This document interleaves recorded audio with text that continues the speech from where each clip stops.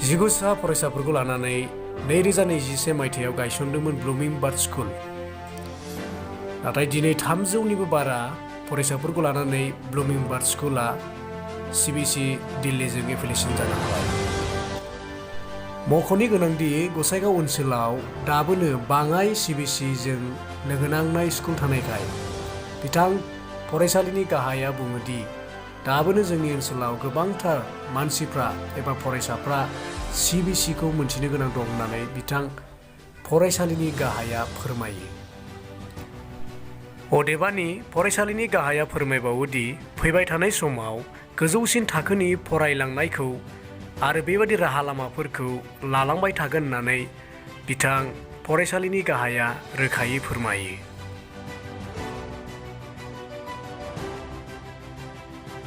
दिनैनि दिनावहाय जोङो मोनसे खालामनो नागिरदों। बे सेलेब्रेसना जाहैबाय एफिलिएशन मोननायनि। एफिलिएशन माने CBSEजों जों जड़ित जाबाय। दा CBSEजों जड़ित जानाय माने CBSEनि अर्थआनो जाहैबाय Central board of secondary education.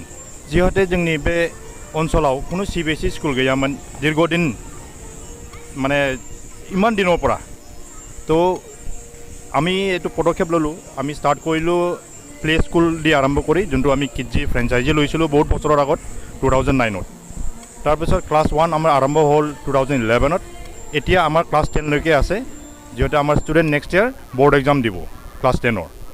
So' CBSE কৰাৰ উদ্দেশ্য এইটোৱে হ'ল, আমাৰ এই এণ্টায়াৰ সাব ডিভিজনত এটাও CBSE স্কুল নাছিলে। যিহেতু মই নিজেও CBSE স্কুলত পঢ়া, মই চেনী স্কুলত পঢ়ি অহা, তো মই CBSE ভেলুটো বুজি পাওঁ। আমাৰ অঞ্চলত আমাৰ মানুহবোৰে CBSEৰ পৰা বহুত বছৰলৈকে বঞ্চিত হৈ আছিলে। তো এইকাৰণে আমি এইটো পদক্ষেপ ল'লোঁ। মোৰ লগত মোৰ এণ্টায়াৰ মেনেজমেণ্টৰ টীম আছে, মোৰ টিচাৰ্ছবোৰ আছে। তো আমি চবেই মিলি এইটো বহুত দিনৰ পৰা চেষ্টা আছিলে। তো গৈ আজিৰ ডেটত আমি ৰিচেণ্ট নৱেম্বৰত আমাৰ ইনস্পেকশ্যন এটা গ'ল CBSEৰ।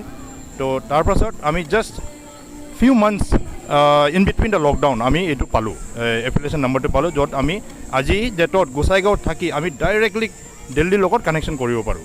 আমাৰ বাচ্চাবোৰ গ্ল'বেলাইজ হৈ যাব এতিয়া, মানে নেশ্যনেলাইজড ইনফেক্ট।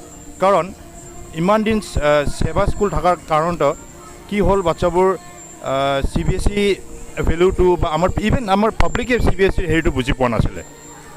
কিছুমানে জানে, যেনেকুৱা আমি জানিছিলোঁ বা আমাৰ পেৰেণ্টছবোৰ জানিছিলে, বাট মেক্সিমাম পেৰেণ্টছেই এইটো মানে CBSE স্কুলৰ বিষয়ে গমেই পোৱা নাছিলে। তো আমি এইটো আৰম্ভ কৰি আজি ভাবোঁ যে এইটো এটা it's a good start where we think we'll go' ahead. আৰু মই এইটো আৰু এটা বস্তু ক'ব পাৰিম যে আজি যেতিয়া মেট্ৰিক পৰীক্ষা দি এবাৰ উঠি যাব বাচ্চাবোৰ, নেক্সটত আমি ইভেন হাই ছেকেণ্ডেৰী কৰিম 11-12, যোনটো কাৰণে আমাৰ পাব্লিক এতিয়া CBSE স্কুল পঢ়াবৰ কাৰণে দূৰলৈকে পঠাব নালাগে। বহুত পেৰেণ্টছৰ হাউজহোল্ড ইনকামটো বহুত কম, সেইটো কাৰণে লাখ 1.5 লাখ 2 লাখ বছৰত খৰচ কৰি পঠাব নোৱাৰে। সেইটো কাৰণে মই ভাবিলোঁ কি মোৰ পাব্লিকে আমাৰ অঞ্চলৰ মানুহবোৰ যাতে এইটো ফাইদাটো ল'ব পাৰে, ভালকৈ এইটো সুযোগটো ল'ব পাৰে।